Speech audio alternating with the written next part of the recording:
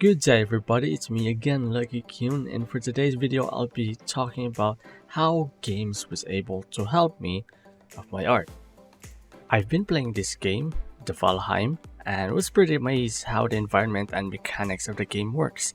I can show you the time-lapse of the game environment on my other video, so you can click the link below.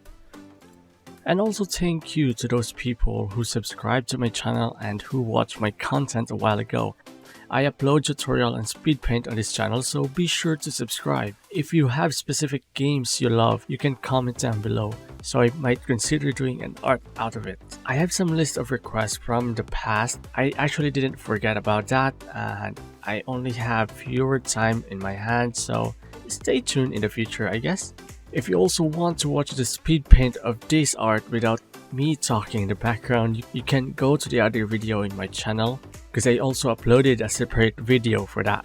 So okay, in this video for a few minutes I'll be talking about how I like the game Valheim, and of course this is an art channel, so I also be talking about how these games was able to help me to my art. So the game is actually a survival game as a Viking, and you'll be defeating some bosses in the future to unlock different kind of materials and furnitures, so you have to be sure you are prepared before you're going to a fight. Not sure about the plot of the story, but I heard it's like how worthy you are to get to the gate of Valhalla by defeating the threat in this world. But I don't know, I just made that up, but probably it's something like that. But what I like about this game is the environment. It looks so magical. You can also see the Yggdrasil in the middle of the map, I don't know where it's located. And their daytime has stars, which looks really cool looking concept. And also this is a Norse mythology, by the way. I also love the exploration concept of the world, because you'll be given a random generated map and you have to explore land to find resources and where to find the summoning of the bosses. Well, there are internet infos of the game on how to pick the best map where the bosses are nearby, which for me it's taking out the fun part of the game.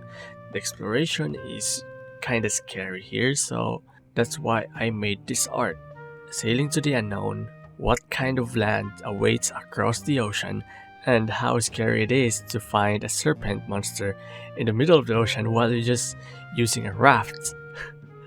I actually died from that, and once you die here, all your items will drop and you have to retrieve it back naked, and you could die on a weakest monster while you're running there.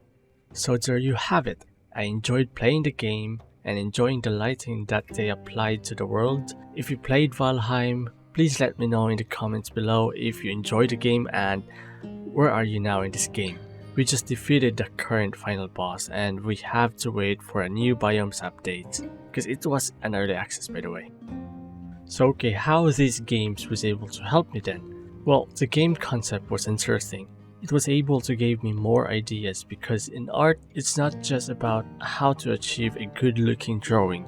We also have to apply a little story in it, and we all know that.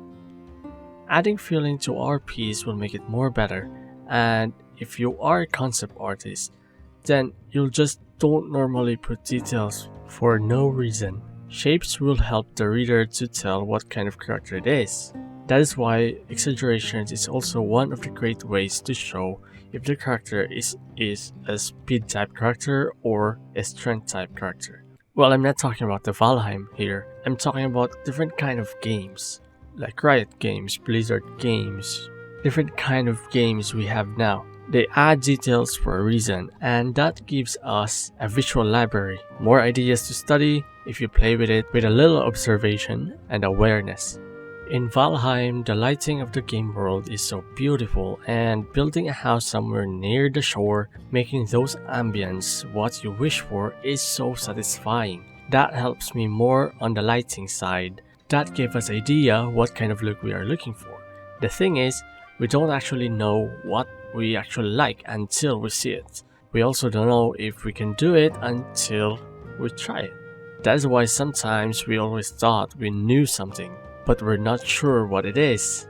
So that is why visual library can help us find what we are looking for. Every great game has great artists behind it, and we are seeing that. Playing games with observation is just like looking on an art piece. I always played games way back when I was young. I started appreciating games after I played Ragnarok, and that was the start of me being a fan of mythology and fantasies.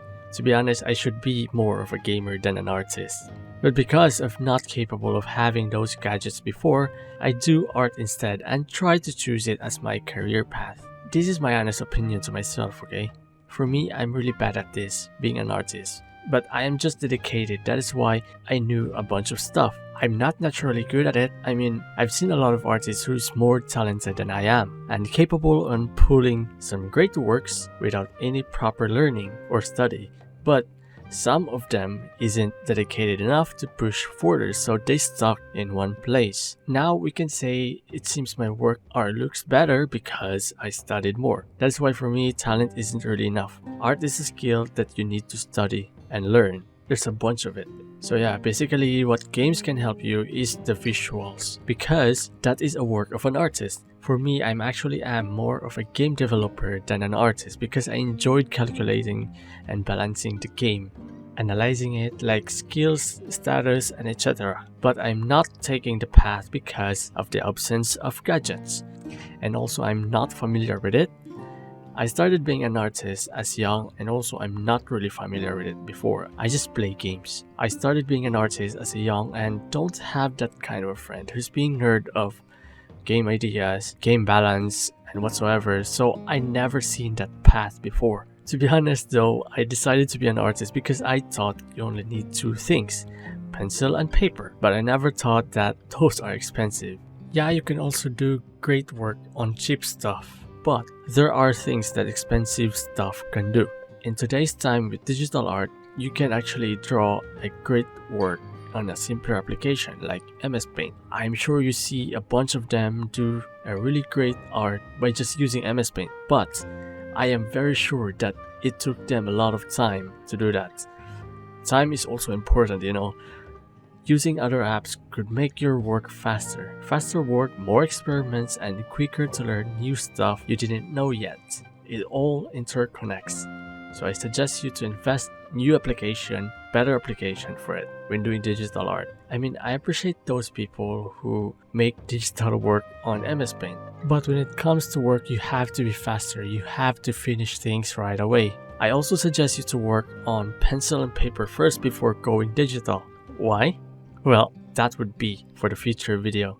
So okay, I think this should be a really quick video, and I hope you find something informative on what I've been saying today. Let me know in the comments what games you play, and tell me as well if there are games you want me to play and try to make an art out of it. I also do some movie artworks, so don't hesitate to tell me and I'll try to put it in my list. So be sure to subscribe, like this video if you like it, and perhaps see you soon on my next videos.